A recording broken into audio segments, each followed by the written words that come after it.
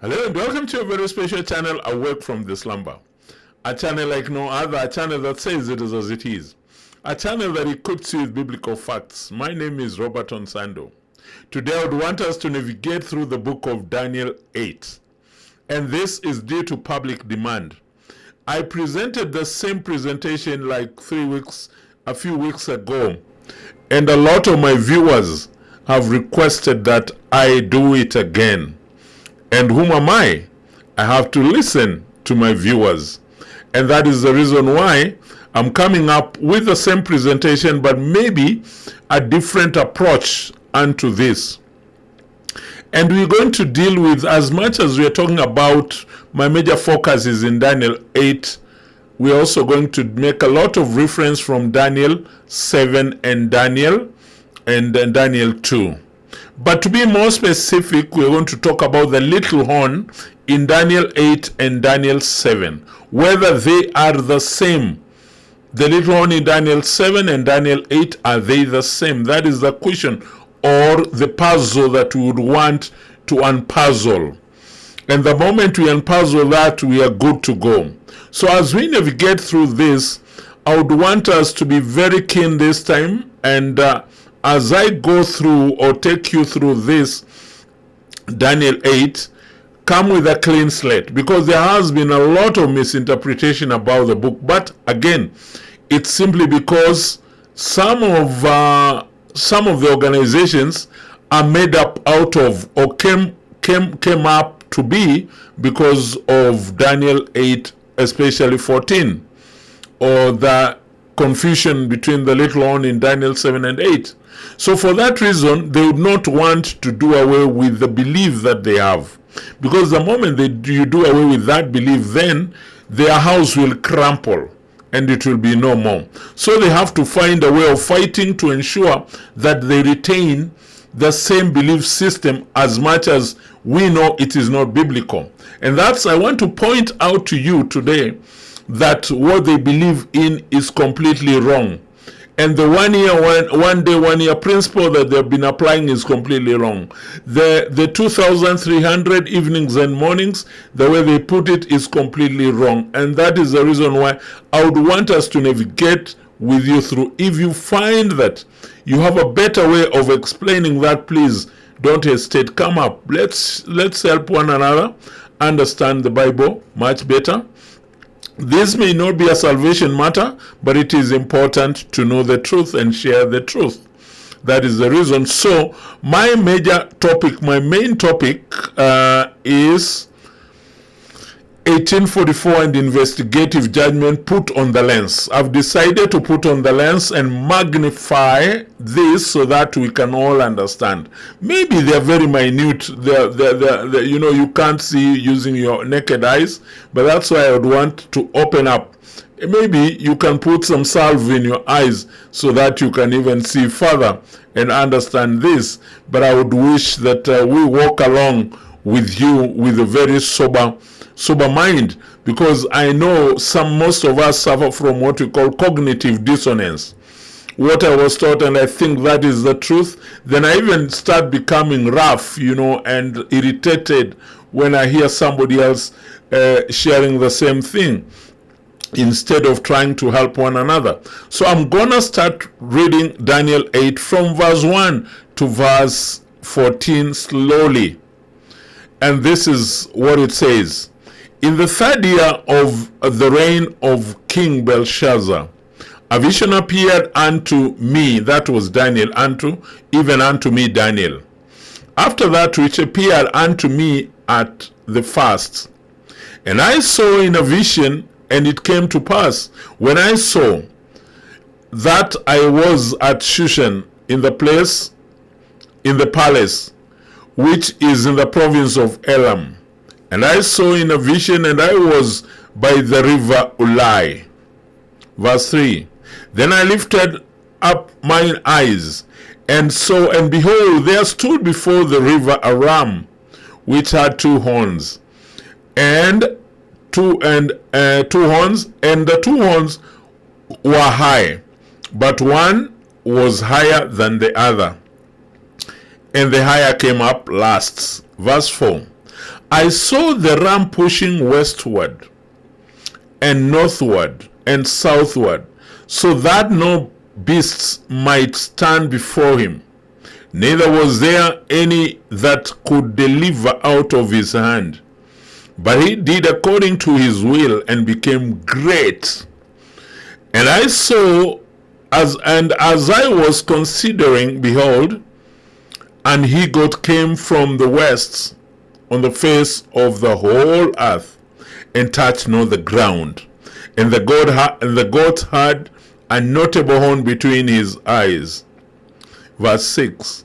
And he came to the ram that had two horns, which I had seen standing before the river, and ran unto him in the fury of his power. Verse 7. And I saw him come close unto the ram, and he was moved with the choler against him, and smote the ram, and brake his two horns, and there was no power in the ram to stand before him. But he cast him down to the ground, and stamped upon him, and there was none that could deliver the ram out of his hand. Therefore the he-goat waxed very great, and when he was strong, the great horn was broken, and for it came up four notable ones toward the four winds of heaven. And out of one of them came forth a little horn, which waxed exceedingly great, toward the south, toward the east, and toward the pleasant land. And it waxed great even to the hosts of heaven, and it cast down some of the hosts and the stars to the ground, and stamped upon them. Verse 11, and this is where my major focus is.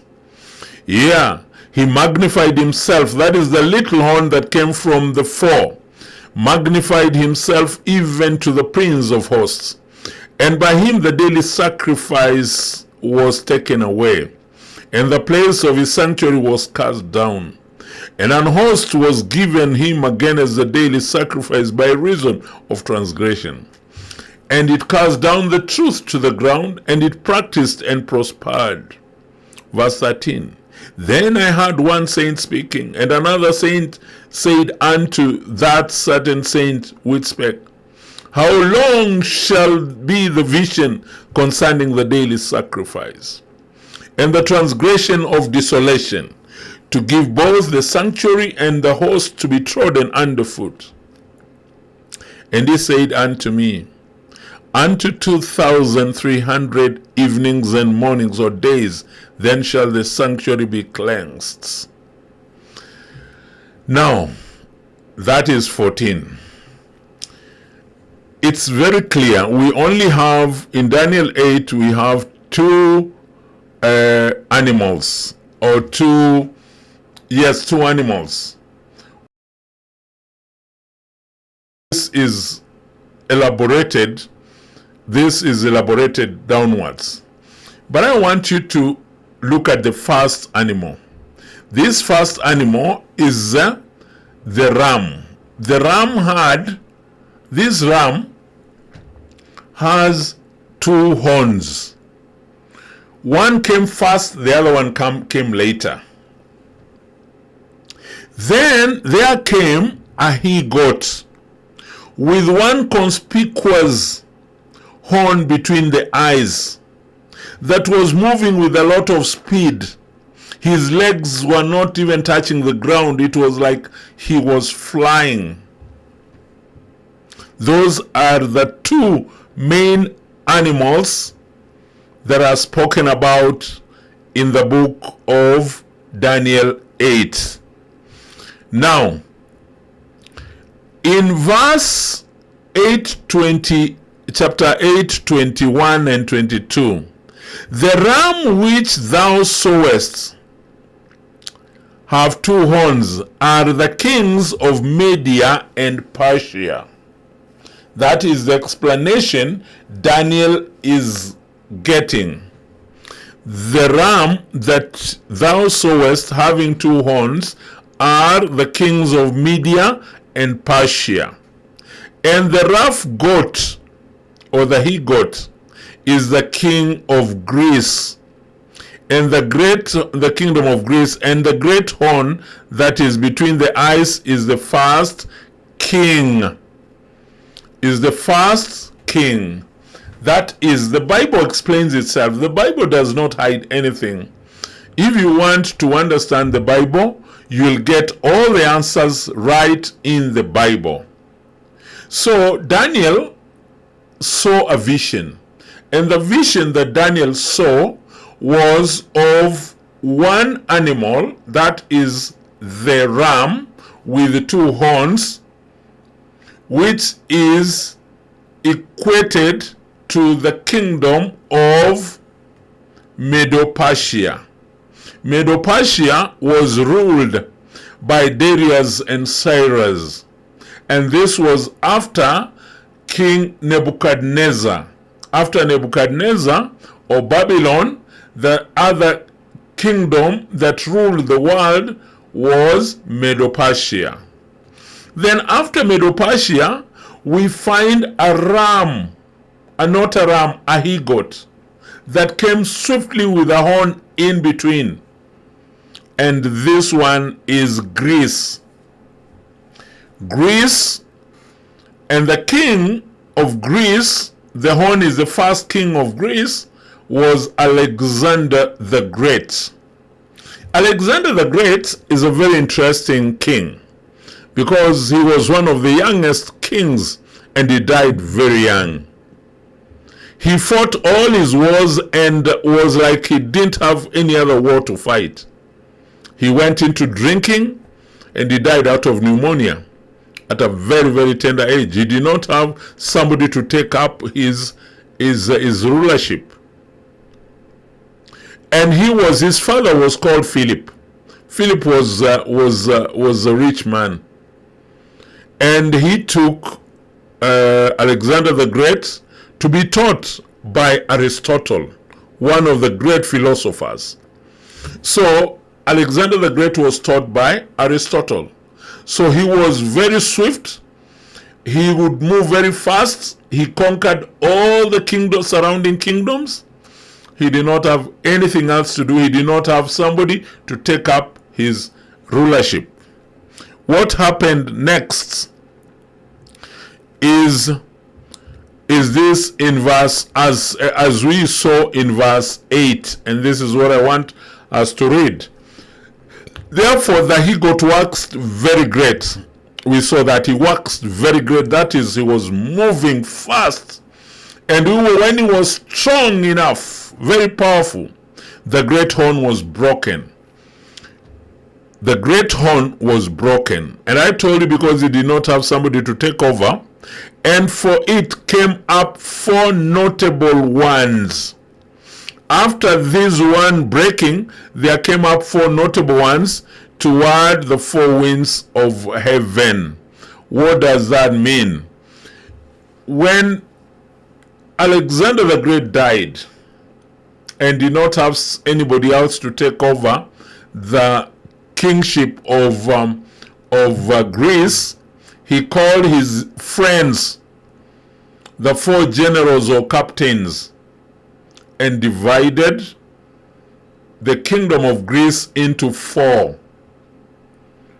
He divided the kingdom of Greece into 4. That is what it means by came up 4 notable ones. And they were from all sides, north, south, east, and west. So, out of that one came 4. Now, when you continue reading downwards, something else is happening here before I give other illustrations. Verse 9, and out of one of them came forth a little horn. Out of the 4, out of one of them, this is clear English. Out of one of the 4 came forth a little horn, which waxed exceedingly great toward the south, toward the east, and toward the pleasant land. The pleasant land is Jerusalem. So there were four of them that emerged after Alexander dying. There came up one notable one little horn. And when we talk about the little horn that came up, I would want us to read something here so that we understand better. The four kingdoms divide Greece. Now that now that being broken, whereas four stood up for it. That is verse Daniel 8:22 and 23. Four kingdoms shall stand up out of the nation, but not in his power. What does that mean? He did not have anything to do because he was dying, not by his power, but because he had to divide it into four. So the four notable ones are the four kingdoms that came up after Alexander died. And in the later time of their kingdom, that was not immediately. After some time, we have the four kingdoms, and after some time, after a while, when the transgressors are come to the full, when things were so bad, when sin had gone, berserk, a king of the fierce countenance, and understanding dark sentences shall stand up. This little one that came up shall be ruthless. That is what the Bible is saying. So when we talk about the kingdoms, this is an illustration of the four. Not after this one breaking, we have this one broke at the middle. Then there came up for 1, 2, 3, 4 horns. So the four horns were the four generals or the four captains who took over or divided Greece. And these are Lysimachus. We have Cassander, which is Macedonia. Lysimachus is Turkey from the northern. Then we have Seleucus, just Iraq, around Iraq. Then we have Ptolemy, which is Egypt, the modern Egypt. So Seleucus is modern Iraq, Lysimachus is modern Turkey, and Cassander is modern Macedonia. So these four are the generals. So they ruled, they divided into four. That is what the Bible is saying. So they divided into four. Then after dividing into four, something else happened, and another one came out of the four. Out of the four, there was a little horn that came. What I want us to discuss about this little horn. It came up. And to be more precise, because I would want us to go back to I want us to go back and get more illustration, because I want us to understand this better, and that's the reason why I want us to go right at the top and see what happens in Daniel 8 to 11. This is what happens. And he magnified himself even. I want us to read together. He magnified himself even to the prince of the host, and by him the daily sacrifice was taken away. The daily sacrifice was taken away. and the place of his sanctuary was cast down. Look here. He went all the way, he fought until he arrived at the pleasant land, that is Jerusalem. And the very first thing he had to do is to ensure that the daily sacrifices were performed evening and morning were taken away, because that was the only way people would confess their sins, and the forgiveness would come through the daily sacrifices. And that is what the work of the priests, the dailies, so they had to do that.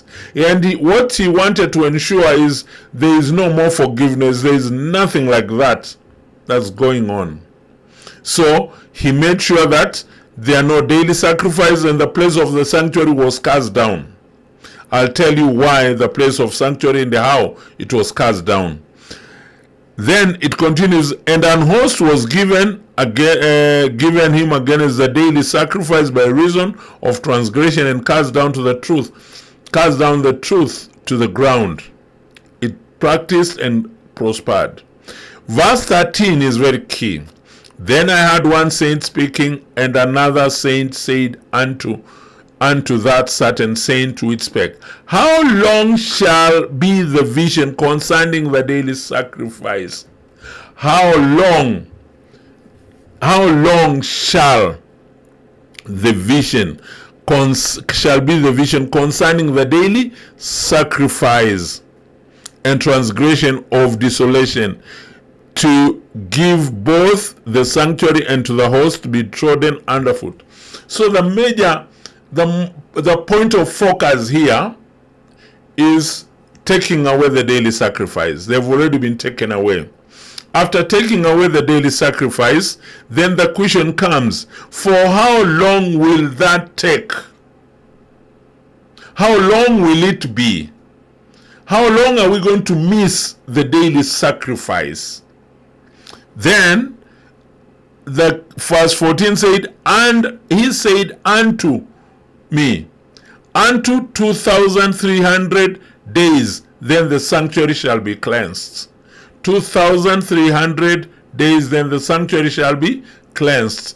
There are different translations of the Bible, but there are those which say unto 2,300 evenings and mornings, then the sanctuary shall be cleansed. When you see evenings and mornings, those are the dailies.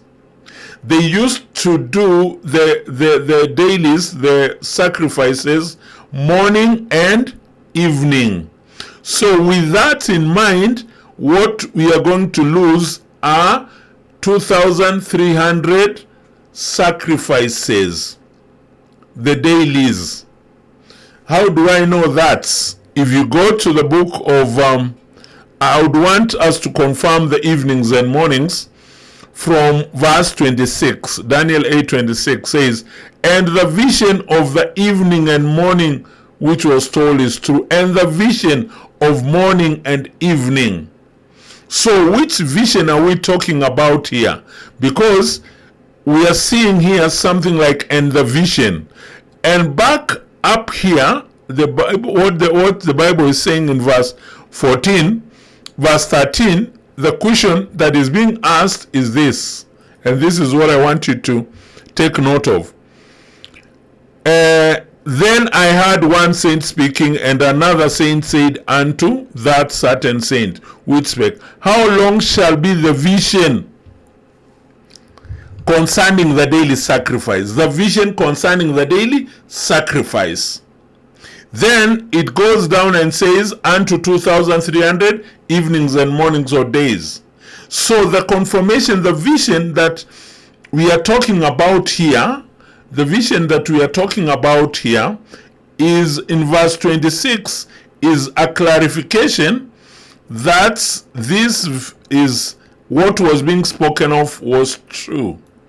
And the vision of the evening and morning was true. Now, when you go down to Numbers 28:3 and 4, and thou shalt say unto them, this is the offering made by fire, which ye shall offer unto the Lord, 2 lambs of the first year without spot, day by day. Day by day means continue, for a continued burnt offering. The one lamb shall thou offer in the morning, and the other lamb shall thou offer at evening. Morning and evening. Exodus 29:38 says, Now this is that which thou shalt offer upon the altar, 2 lambs of the first year, day by day, continually. That's why it's called the dailies, the daily sacrifices, continually. 1 in the morning and 1 in the evening. So the question that was being asked, for how long are we going to miss out the daily sacrifices? How many of them are we going to do away with until we resume our dailies?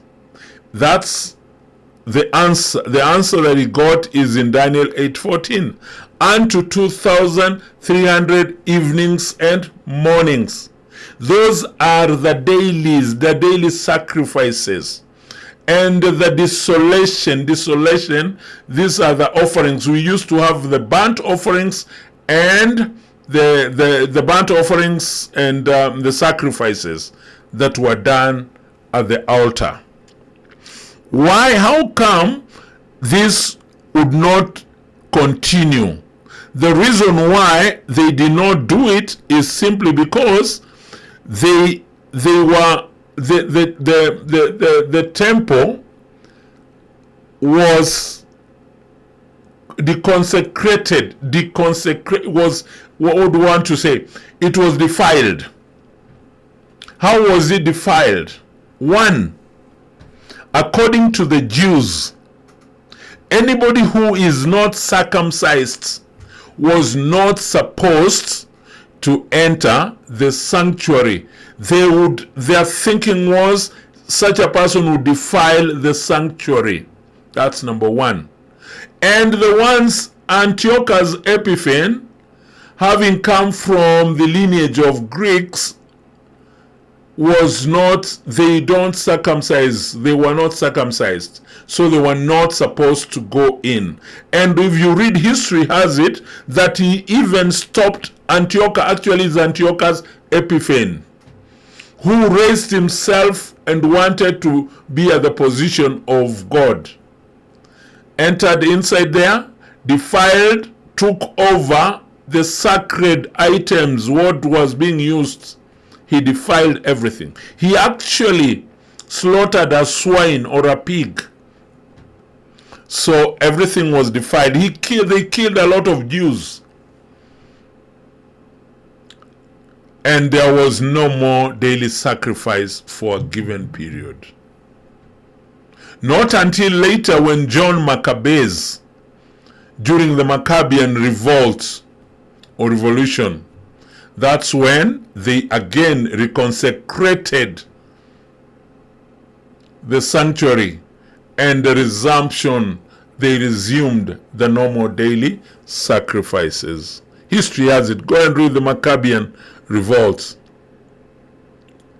But the major thing here I want to point out is there is this little horn is the one that is doing all this. This little horn comes from the 4.